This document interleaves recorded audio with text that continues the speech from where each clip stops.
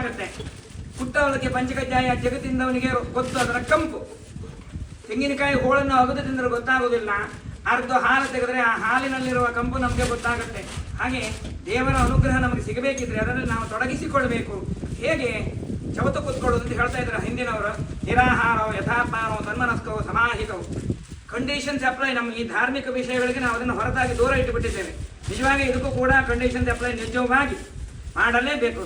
ಹಾಗಾಗಿ ದೇವರಲ್ಲಿ ಪ್ರಾರ್ಥನೆ ಮಾಡುವ. ನಾವು ಮಾಡಿದಂತಹ ಕರ್ತವ್ಯದಲ್ಲಿ ತಿಳಿಯದೆಯೇ ಲೋಪದೋಷಗಳಿದ್ದರೆ ಆ ಭಗವಂತ ಅದನ್ನು ಮನ್ನಿಸಬಹುದಾಗಿರುವಂತಹ ಸ್ಥಾನದಲ್ಲಿರುವನು. ದೇವರಿಗೆ ಯಾವ ಸೇವೆಗಳು ಯಾವ ಆವಿರ್ಭಾಗಗಳು ಖಂಡಿತವಾಗಿಯೂ ಬೇಡ, ನಿರ್ಲಿಪ್ತನಾಗಿರ್ತಾನೆ. ಹಾಗಿದ್ರೆ ಭಗವಂತನ ಅನುಗ್ರಹ ನಮಗೆ ಬೇಕು. ಆ ಅನುಗ್ರಹ ಕೃಪೆ ಎನ್ನುವಂಥದ್ದು ಯಾವ ಅಂಗಡಿಯಲ್ಲಿ ಎಲ್ಲಿಯೂ ಕೂಡ ಹಣ ಕೊಟ್ಟು ಕ್ರಯ ಮಾಡಿ ಪಡೆಯುವಂಥ ವಸ್ತು ಅಲ್ಲ. ಹಾಗಿದ್ರೆ ಏನು ಬೇಕು? ಉದಾಹರಣೆಗೆ ಗಂಧದ ಕೊರಡು ಮನೆಯಲ್ಲಿ ತುಂಬ ಉಂಟು, ಪರಿಮಳ ಬರೋದಿಲ್ಲ, ಉಪಯೋಗಕ್ಕೆ ಬರೋದಿಲ್ಲ. ಕಲ್ಲಿನ ಮೇಲೆ ನೀರು ಹಾಕಿ ಅದನ್ನು ಚಂದ ತೇದಿದರೆ ಶ್ರೀಗಂಧ ಆಗತ್ತೆ, ಅದು ಪೂಜೆಗೆ ಬರುತ್ತೆ, ಔಷಧಕ್ಕೆ ಬರುತ್ತೆ.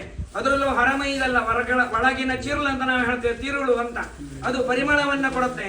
ಅದು ಬಹಳಷ್ಟು ಉತ್ತಮವಾಗಿರುವಂಥ ಔಷಧ ಎನ್ನುವಂತಹದ್ದು. ಮನುಷ್ಯ ಪ್ರಯತ್ನ ಎನ್ನುವಂತಹದ್ದು ಭಗವಂತನ ಕೃಪೆಗಾಗಿ ಗರಿಷ್ಠ ಮಟ್ಟದಲ್ಲಿರಬೇಕು. ನಾವು ಸಂಪಾದನೆಗೆ ಮಾಡುವುದಕ್ಕಾಗಿ ಗರಿಷ್ಠ ಪ್ರಯತ್ನ ಮಾಡ್ತೇವೆ. ಹಾಗೆ ನಮ್ಮ ಬದುಕು ಎನ್ನುವಂತಹದ್ದು ಶಾಶ್ವತ ಅಲ್ಲ. ಇಂದಿರ್ತೇವೆ, ನಾಳೆ ಇರ್ತೇವೋ ಇಲ್ಲವೋ ಗೊತ್ತಿಲ್ಲ. ಭಗವಂತ ಕೊಟ್ಟಂತಹ ಆಯಸ್ಸು, ತಂದೆ ತಾಯಿಯ ಮುಖೇನವಾಗಿ ಶರೀರವನ್ನು ಕೊಟ್ಟಿದ್ದಾನೆ. ಅದರಲ್ಲಿ ದೇವರ ಋಣವನ್ನು ತೀರಿಸುವಂತಹ ಪ್ರಾಮಾಣಿಕ ಪ್ರಯತ್ನವನ್ನು ಯಾರು ಮಾಡ್ತಾನೆ ಆ ವ್ಯಕ್ತಿಗೆ ಔನ್ನತ್ಯವನ್ನ, ಭಗವಂತನ ಕೃಪೆಯನ್ನ ಪಡೆಯುವಂತ ಅವಕಾಶ ಇರುತ್ತದೆ. ಮುಂದಿನ ಪೀಳಿಗೆಗೂ ಕೂಡ ಆ ಒಂದು ಫಲ ಎನ್ನುವಂತಹದ್ದು ಖಂಡಿತವಾಗಿ ದೊರಕತೆ. ಭಗವಂತ ಯಾವುದನ್ನು ಇಟ್ಕೊಳ್ಳೋದಿಲ್ಲ. ಅದಕ್ಕಾಗಿ ಹೇಳುದು ಶ್ರದ್ಧೆಯ ದೇಯಂ ಅಶ್ರದ್ಧೆಯ ನದೇಯಂ. ಭಗವಂತನಿಗೆ ನಾವು ಪ್ರಾರ್ಥನೆಯನ್ನಾಗಲಿ ವಸ್ತು ರೂಪದಲ್ಲಾಗಲಿ ಶ್ರಮವಾಗಲಿ ಶ್ರದ್ಧೆಯಿಂದ ಮಾಡಬೇಕು, ನಿಷ್ಕಲ್ಮಶ ಭಾವದಿಂದ. ಗೀತೆಯಲ್ಲಿ ಹೇಳುತ್ತೆ, ಅನನ್ಯ ಚಿಂತೆಯಂತೋ ಮಾಂ ಯೋಜನಾ ಪರ್ಯುಪಾಸತೆ ತೇಷಾಂ ನಿತ್ಯಾಭಿಯುಕ್ತಾನಾಂ ಯೋಗಕ್ಷೇಮಂ ವಹಾಮ್ಯಹಂ ಅಂತ ಹೇಳಿದರೆ, ಯಾರು ಅನನ್ಯ ಭಕ್ತಿಯಿಂದ ನನ್ನನ್ನು ಆರಾಧಿಸ್ತಾರೆ, ಯೋಜನಾ ಪರ್ಯುಪಾಸತೆ ತೇಷಾಂ ನಿತ್ಯಾಭಿಯುಕ್ತಾನಾಂ, ಭಕ್ತಿಯ ಜೊತೆಗೆ ಹೇಗಿರಬೇಕು? ಪ್ರತಿನಿತ್ಯ ಇರಬೇಕು. ನಾವೆಲ್ಲ ಹೇಗೆ ಕೇಳಿದರೆ ಸಂಕಟ ಬಂದ ಮೇಲೆ ವೆಂಕಟರಮಣ್ಣನೇನೆ ಅಂತ ನೋಡಿ. ಈಗ ಆ ಕಾಲದಲ್ಲಿ ಮಳೆ ಬರುತ್ತೆ, ಈಗ ಮೊನ್ನೆಲ್ಲ ಮಳೆ ಬಂತು, ಬೈಕಲ್ಲಿ ಹೋಗೋರಿಗೆ ಉದಾಹರಣೆ ಹೇಳೋದು ನಾನು. ಎಷ್ಟು ಜನ ಮರದಡಿ ಸುಮ್ಮನೆ ನಿಂತ್ಕೊಂಡಿರ್ತಾರೆ, ಮಳೆ ಬರ್ಬೋದೇನೋ ಅಂತ ಒಂದು ಮುಂದಿನ ಅವೇರ್ನೆಸ್ ಇಲ್ಲ, ಅಥವಾ ದೂರದೃಷ್ಟಿಯಿಂದ ಒಂದು ರೈನ್ ಕಾಟನ್ ಬಾಕ್ಸ್ ಒಳಗೆ ಹಾಕೊಂಡು ಹೋಗೋಕೆ ನೆನಪಾಗುದಿಲ್ಲ, ಗೊತ್ತಾಗುದಿಲ್ಲ. ನಮ್ಮ ಅವಗಣನೆ ಅಲ್ವಾ? ವಿಷಯದಲ್ಲಿ ಹೇಳಿದ್ದಾನ ಅಲ್ವಾ?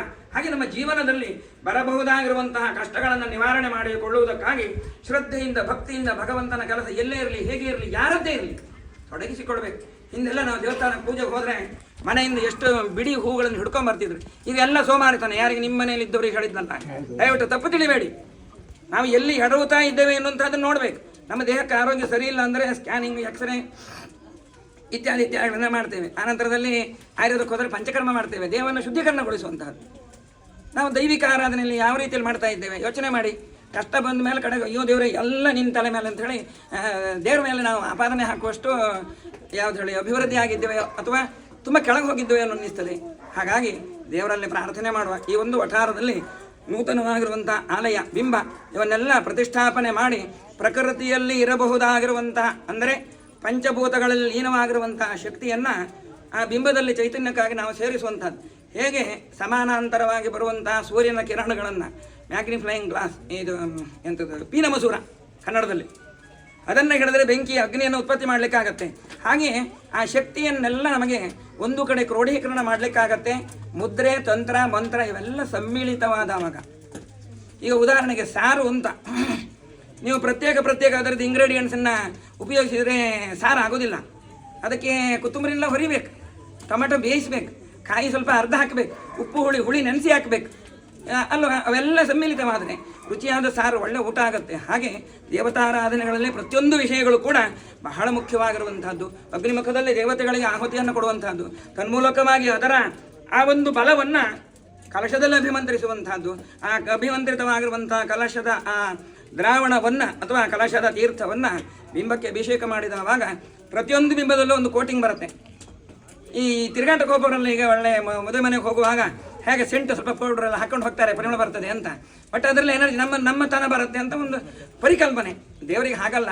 ಆ ಪ್ರಭಾವಲಯ ಎನ್ನುವಂತಹದ್ದು ಕಿಲೋಮೀಟರ್ ಗಟ್ಟಲೆ ಹೋಗುತ್ತೆ, ನಾವು ಚಿಂತನೆ ಮಾಡೋದಿಲ್ಲ. Research station for Vedic science, Hindi English ಅಭ್ಯಾಸ ಇದ್ದವರು ಖಂಡಿತ ಅದನ್ನು ಹುಡುಕಿ, ಗೂಗಲ್ ಸಿಗೋದೇನೋ ಗೊತ್ತಿಲ್ಲ, ನನಗೆ ಆವಾಗ ಪುಸ್ತಕ ಎಲ್ಲ ಸಿಗ್ತಾ ಇತ್ತು. ಎಷ್ಟುಂಟು ನಮ್ಮ ಪರಂಪರೆಯಲ್ಲಿ ಭಗವಂತನ ಕೃಪೆಯನ್ನು ಪಡೆಯಬಹುದಾಗಿರುವಂತಹ ಅನುಕೂಲತೆಗಳು ಬಹಳಷ್ಟುಂಟು. ನಾವು ಅದನ್ನು ಬಹಳ ನೆಗ್ಲೆಕ್ಟ್ ಮಾಡಿ, ನಮ್ಮ ಸರ್ಕಾರವು ಆಡಳಿತದ ವ್ಯವಸ್ಥೆಯು ಹಾಗೇ ಇದೆ, ಎಲ್ಲ ನಮ್ಮ ಧಾರ್ಮಿಕತೆಯನ್ನು ನೆಗ್ಲೆಕ್ಟ್ ಮಾಡುವಂಥದ್ದು. ನನ್ನ ಅಧ್ಯಾಪಕರು ನಮಗೆ ಶಾಲೆಯಲ್ಲಿ ಪಾಠ ಮಾಡುವಾಗ ಮಾರಲ್ ಎಜುಕೇಷನ್ ಎಷ್ಟು ಹೇಳ್ತಾ ಇದ್ರು. ಈಗ ನಾವು ಮಕ್ಕಳನ್ನು ಕೇಳಿದರೆ ಮಾರಲ್ ಎಜುಕೇಷನ್ ಅಂತ ಬರೋದಿಲ್ಲ, ಯಾಕಂದರೆ ಅದು ಏನೋ ಕಾನೂನಾತ್ಮಕವಾಗಿ ತಪ್ಪು ಅಂತ ಅನ್ನಿಸ್ತದೆ. ಆವಾಗ ಮಾರಲ್ ಎಜುಕೇಷನ್ ಮಕ್ಕಳಿಗೆ ಯಾವಾಗ ಬರುತ್ತೆ? ಮನೆಯಲ್ಲಿ ಆಚರಣೆ ಇಲ್ಲ. ಯೋಚನೆ ಮಾಡಿ ಅಲ್ವಾ, ದೇವಸ್ಥಾನಕ್ಕೆ ಹಬ್ಬಕ್ಕೆ ಉತ್ಸವಕ್ಕೆ ಹೋಗ್ತೇವೆ, ಅಲ್ಲಲ್ಲಿರುವಂಥ ಅಂಗಡಿಯಲ್ಲಿ ವ್ಯಾಪಾರ ಮಾಡುವಂಥದ್ದು ಇನ್ನೊಂದು ಮತ್ತೊಂದು ನಾವು ಮಾಡ್ತಾ ಇರ್ತೇವೆ. ಭಗವಂತನ ಸ್ಮರಣೆ ಎಷ್ಟು ಮಾಡ್ತೇವೆ ಅಲ್ವಾ? ಇದರಿಂದಾಗಿ ನಮಗೆ ಆ ಭಗವಂತನ ಕೃಪೆಯ ಕೊರತೆ ಅನುಭವ ಆದವಾಗ ಪುನಃ ತಿದ್ದುಕೊಂಡ್ರೆ ತೊಂದರೆ ಇಲ್ಲ. ಇಂಗ್ಲೀಷ್ಗೆ ಅದೇ ಉಂಟು, ರಿಪೆಂಟೆನ್ಸ್ ಕಮ್ಸ್ ಟು ಲೇಟ್. ಹಾಗಾಗಬಾರದು. ನಾವು ನಮ್ಮ ಶ್ರೀಮಂತ ಪರಂಪರೆ, ಸನಾತನ ಪರಂಪರೆ ಏನಿದೆ ಅದರಲ್ಲಿ ಭಗವಂತನ ಕೃಪೆಯನ್ನು ನಾವು ಪಡೆಯುವುದಕ್ಕೆ ಪತ್ರಂ ಪುಷ್ಪಂ ಫಲಂತೋ ಯೋಮೇ ಪ್ರತ್ಯಾಪ್ರಯಚ್ಛತಿ. ಎಷ್ಟು ಮಂದಿ ಗಣಪತಿ ದೇವಸ್ಥಾನಕ್ಕೆ ಹೋಗುವಾಗ, ಕರ್ಕೆ ಈಶ್ವರ ದೇವಸ್ಥಾನಕ್ಕೆ ಹೋಗುವಾಗ ಬಿಲ್ಲೋಪತ್ರೆ, ತುಂಬೆ ಹೂವು, ಮನೆಯಲ್ಲಿರುವ ಹೂವು ಅಂತ ನಾ ಮಾಡ್ತಾ ಇದ್ರು. ಯಾವುದು ನಿಮ್ಮ ವಾರ್ಟೆ ಹೂ ಗೊತ್ತಿರ್ಬೋದು ಕೆಲವರಿಗೆ, ಅದೊಂದು ಅರ್ಧ ಪತ್ತಲು ಒಣಗಿ ಹೋಗುತ್ತೆ. ಆದರೆ ಹಿರಿಯರ ಹಳೆ ಮಂದಿ ಅದನ್ನು ಹಗ್ಗ ಹಾಕಿಕೊಂಡು ಮೊಟ್ಟ ದೇವರಿಗೆ ಕೊಡ್ತಾ ಇದ್ರು. ಆ ಒಂದು ಪ್ರವೃತ್ತಿ ನಮ್ಮನ್ನು ಕಾಪಾಡ್ತಾ ಉಂಟು, ನಮ್ಮ ಹಿರಿಯರು ಮಾಡಿರುವಂಥ ಆ ಒಂದು ಶ್ರಮ ತ್ಯಾಗ. ಹಾಗಾಗಿ ದೇವರಲ್ಲಿ ನಾವು ಪ್ರಾರ್ಥನೆ ಮಾಡುವಾಗ ಹೊಸ ಬಿಂಬವನ್ನು ಪ್ರತಿಷ್ಠಾಪನೆ ಮಾಡಿದ್ದೇವೆ, ಕಲಶಾಭಿಷೇಕವನ್ನು ಮಾಡಿದ್ದೇವೆ, ಅಗ್ನಿಮುಖದಲ್ಲಿ ಆಹುತಿಗಳನ್ನು ಕೊಟ್ಟಿದ್ದೇವೆ. ಭಗವಂತನಲ್ಲಿ ಸರ್ವದಾ ಶರಣಾಗತರಾಗಿ ಭಕ್ತಿಯಿಂದ ಶ್ರದ್ಧೆಯಿಂದ ಭಗವಂತನಲ್ಲಿ ಪ್ರಾರ್ಥನೆ ಮಾಡಿದಂತಹ ಕರ್ತವ್ಯದಲ್ಲಿ ತಿಳಿಯದೆ ಲೋಪದೋಷಗಳಿದ್ದರೆ ತಾಯಿ ಮಕ್ಕಳನ್ನು ಹೇಗೆ ಕ್ಷಮೆ ಕೊಟ್ಟು ಬೆಳೆಸ್ತಾಳೋ ಆ ರೀತಿಯಲ್ಲಿ ನಮ್ಮೆಲ್ಲ ಅಪರಾಧಗಳನ್ನು ಕ್ಷಮಿಸಿ ಇಡೀ ಕುಟುಂಬ ಏಕಿನಿಯಾಗಿ ಭಗವಂತನ ಸೇವೆಯನ್ನು ನಿರಂತರ ಮಾಡಿ ತನ್ಮೂಲಕವಾಗಿ ಭಗವಂತನ ಕೃಪೆಯನ್ನು ಪಡೆಯುವಂಥ ಯೋಗವನ್ನು, ಭಾಗ್ಯವನ್ನು ಪ್ರತಿ ವರ್ಷ ನಾವು ಆ ದೇವರ ಆರಾಧನೆಯನ್ನು ಶ್ರದ್ಧೆಯಿಂದ, ನಿಷ್ಠೆಯಿಂದ, ಸಂತೋಷದಿಂದ ಮಾಡುವಂಥ ಅವಕಾಶವನ್ನು, ಮಾಡುವ ಉದ್ಯೋಗ ವ್ಯವಹಾರದಲ್ಲಿ ಯಶೋಭಿವೃದ್ಧಿಯನ್ನು, ಹಾಗೆ ಕೀರ್ತಿವಂತರಾಗಿ ಬದುಕಬೇಕು. ನಾವು ಸತ್ಕೀರ್ತಿವಂತರಾಗಿ ಏನಾದರೂ ನಮ್ಮ ತ್ಯಾಗಮಯ ಜೀವನ ಇನ್ನೊಬ್ಬರಿಗೆ ಉಪಕಾರ ಆಗುವಂತಹದ್ದು, ಆದಷ್ಟು ಇನ್ನೊಬ್ಬರನ್ನು ಆಧರಿಸುವಂತಹದ್ದು, ಕಷ್ಟದಲ್ಲಿರುವಂತಹ ಅವರನ್ನು ಎತ್ತಿ ಹಿಡಿಯುವಂತಹದ್ದು, ಬಡತನದಲ್ಲಿರುವವರನ್ನು ನಾವು ಸ್ವಲ್ಪ ಎತ್ತಿ ಹಿಡಿದವರನ್ನು ಆಧರಿಸಿ ಒಂದು ಜೀವನಕ್ಕೆ ಮಾರ್ಗ ತೋರಿಸುವಂತಹದ್ದು, ತಪ್ಪು ಮಾಡ್ತಾ ಇದ್ದವನ ತಪ್ಪನ್ನು ಖಂಡಿಸಿ ಅವನನ್ನು ಸನ್ಮಾರ್ಗದಲ್ಲಿ ಹೋಗುವ ಹಾಗೆ ತಿಳಿ ಹೇಳುವಂತಹ ಯೋಗ ಭಾಗ್ಯವನ್ನು, ಹಾಗೆ ಮಕ್ಕಳಿಗೆಲ್ಲ ಒಳ್ಳೆ, ನಿನ್ನೆ ಹೇಳಿದ್ದೆ ನಾನು, ಸಂಸ್ಕಾರಯುತವಾಗಿರುವಂತಹ ಜೀವನ ಬೇಕು. ಬರೀ ಜೀವನ ಎಲ್ಲ ಇರ್ತಾರೆ ಪ್ರಾಣಿಗಳು ನಮ್ಮ ಹಾಗೆ, ನಮ್ಮ ಭಾಷೆಯ ಅಲ್ಲದ ಬೇರೆ ಭಾಷೆ ಆಡುವ ಪ್ರಾಣಿಗಳು, ಅಂದರೆ ನಾನೀಗ ಕನ್ನಡ ಅಂತ ಹೇಳಿದೆ, ಮನುಷ್ಯನ ಬಿಟ್ಟು ಬೇರೆ ಪ್ರಾಣಿಗಳು ಹೇಳಿದ್ದು, ಅವರದ್ದೇ ಸಂಬುದ್ಧಿ ಇರ್ತದೆ, ಅವುಗಳಿಗೆ ಏನು ಸಂಸ್ಕಾರ ಇರ್ತದೆ ನೋಡಿ. ಯೋಚನೆ ಮಾಡಿ, ನಾಯಿಯನ್ನು ಒಳ್ಳೆ ಬುದ್ಧಿ ಕಲಿಸಿ ಸಾಕಿದರೆ ಅದಕ್ಕೊಂದು ನಿಷ್ಠೆ ಅಂತಿರುತ್ತೆ, ಸ್ವಾಮಿ ಭಕ್ತಿ. ಹಾಗೆ ಕಾಗೆಗೊಂದು ಒಗ್ಗಟ್ಟುಂಟು, ಒಂದು ಆಹಾರ ಸಿಕ್ಕಿದರೆ 10 ನಮ್ಮ ಇದರವ್ರನ್ನೆಲ್ಲ ಕರೀತದೆ. ಇರುವೆಗಳು ಒಳ್ಳೆ ಸಾಲಾಗಿ ಹೋಗ್ತಾವೆ ನೋಡಿ. ಯೋಚನೆ ಮಾಡಿ, ನಾವು ದನ ತನ್ನ ಮಗುವಿಗೆ ಅಂತ ಸಂಗ್ರಹ ಮಾಡಿರುವಂಥ ಹಾಲನ್ನು ನಾವು ಹೋಗಿ ಕರೆದ್ರೆ ಸುಮ್ಮನೆ ಕೊಡ್ತದೆ ಅಲ್ವಾ? ಯೋಚನೆ ಮಾಡಿ, ನಾವು ಹೇಗಿರ್ತೇವೆ, ನಮ್ಮ ಗುಣವನ್ನು ಕಣ್ಣು ಮುಚ್ಚಿಕೊಂಡು ನಿತ್ಯ ನಾವು ಚಿಂತನೆ ಮಾಡಿದರೆ, ಪ್ರತಿನಿತ್ಯ ಬೆಳಿಗ್ಗೆ ಬೇಗ ಎದ್ದು ದೇವರ ಸ್ಮರಣೆ, ಇಂಥ ಸತ್ ಚಿಂತನೆಗಳನ್ನು ನಮ್ಮ ಉಪನಿಷತ್ತು, ಪುರಾಣ, ವೇದ, ಸಾಹಿತ್ಯ ಎಷ್ಟು ಬೇಕು ಧಾರ್ಮಿಕ ಅನುಭವಗಳನ್ನು ಪಡೆಯೋದಕ್ಕೆ, ಆವಾಗ ನಮ್ಮ ಜನ್ಮ ಸಾರ್ಥಕ ಆಗುತ್ತೆ. ಎಷ್ಟೇ ವರ್ಷ ಬದುಕಿದಷ್ಟು ವರ್ಷ ಸಾರ್ಥಕಮಯ ಜೀವನವನ್ನು ಹೊಂದುವಂಥ ಅವಕಾಶ ಇರುವಂತಹದ್ದು ನಮ್ಮ ಸನಾತನ ಪರಂಪರೆಯಲ್ಲಿ. ಅಂತಹ ಆ ಒಳ್ಳೆಯ ಯೋಗವನ್ನು, ಸದಾಕಾಲ ನೆಮ್ಮದಿಯಿಂದ ಬದುಕುವಂಥ ಅವಕಾಶವನ್ನು ಆ ಶ್ರೀದೇವರು ಅನುಗ್ರಹ ಮಾಡಿ ಎಲ್ಲರನ್ನು ಏಕಿನಿಯಿಂದ ಬದುಕುವಂಥ ಆ ಭಗವಂತ ನಮಗೆ ಪ್ರಚೋದನೆಯನ್ನು ಕೊಡಬೇಕು.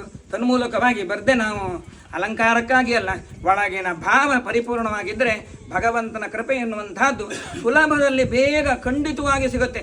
ಯಾಕಂದರೆ ನಮ್ಮಲ್ಲೂ ನಾವು ಪಂಜುರ್ಲಿ ಆರಾಧಕರು, ಅದರ ಅನುಭವ ನಾನು ನಿಜವಾಗಿ ಪರಿಪೂರ್ಣವಾಗಿ ನಮ್ಮಲ್ಲಿ ನಮ್ಮ ಹಿರಿಯರ ಆರಾಧನೆ ಮಾಡಿಟ್ಟಿದ್ದರಿಂದ ಪಡೆದ ಅನುಭವ, ಆ ಒಂದು ರುಚಿ ನಮಗೆ ಖಂಡಿತವಾಗಿ ಇದೆ. ನಮ್ಮ ಶ್ರೀಯುತ ಗಣಪತಿ ಬಾಯಿರವರು ವೇದಮೂರ್ತಿಗಳು ಇವರೇ ಬಂದು ಪ್ರತಿಷ್ಠೆ ಮಾಡಿ, ನಮ್ಮ ತಂದೆ ಹೇಳ್ತಿದ್ರು, ಏನಿದ್ರು ಅವ್ರ ಹತ್ರ ಹೇಳಿಬಿಡು, ಅವ್ರು ಒಂದು ಮುಟ್ಟಿ ಅದನ್ನೊಂದು ಪೂಜೆ ಮಾಡಿ ಅದಕ್ಕೊಂದು ಆವಾಹನೆ, ಹಾಗೆ ಹೋಮ ಹವನ ಆರತಿ ಮಾಡಿದ್ರು ಅಂತಾದರೆ ನಮ್ಮ ಕುಟುಂಬವನ್ನು ರಕ್ಷಣೆ ಮಾಡೋದಕ್ಕೆ ಯಾವ ಬಾಧಕ ಇಲ್ಲ ಅಂತ ನಮ್ಮ ತಂದೆ ಹೇಳ್ತಾ ಇದ್ರು. ಅದೇ ಪ್ರಕಾರವಾಗಿ ಗುರುಗಳ ಜೊತೆಗೆ ನಾವೆಲ್ಲ ಸೇರಿಕೊಂಡು ನಿಮ್ಮ ಕರ್ತವ್ಯವನ್ನು ವಿಧಿವತ್ತಾಗಿ ಆದಷ್ಟು ಶ್ರಮಪಟ್ಟು ಶ್ರದ್ಧೆಯಿಂದ ಭಕ್ತಿಯಿಂದ ಮಾಡಿದ್ದೇವೆ.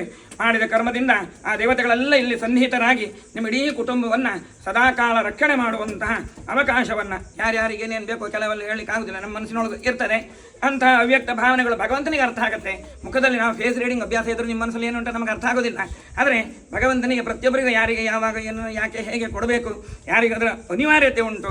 ನಮ್ಮ ಪೂರ್ವ ಜನ್ಮದ ಪುಣ್ಯಕ್ಕನುಸಾರವಾಗಿ ಈ ಜನ್ಮದಲ್ಲಿ ನಾವು ಮಾಡಿರಬಹುದಾದಂತಹ ಕರ್ತವ್ಯಗಳಿಗೆ ಅನುಸಾರವಾಗಿ ಆ ಫಲವನ್ನು ಭಗವಂತ ನಮಗೆಲ್ಲರಿಗೂ ಪರಿಪೂರ್ಣವಾಗಿ ಸಕಾಲದಲ್ಲಿ ಅನುಗ್ರಹ ಮಾಡಬೇಕಂತ ದೇವರಲ್ಲಿ ಭಕ್ತಿಯಿಂದ ಪ್ರಾರ್ಥನೆ ಮಾಡಿ ನಮಸ್ಕಾರ ಮಾಡಿ. ಆರಾಧ್ಯ ದೇವತಾ